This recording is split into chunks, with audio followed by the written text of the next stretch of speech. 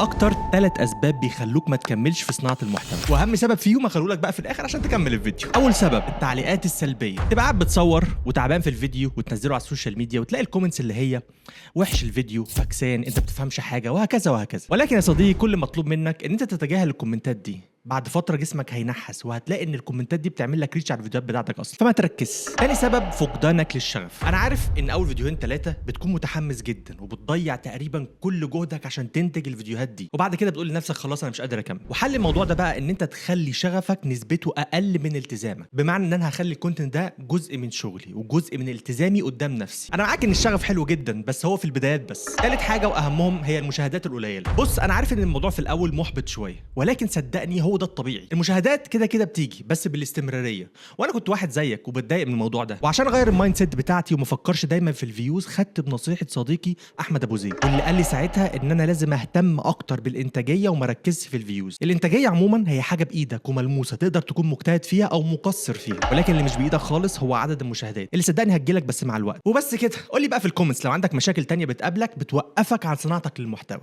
وعش.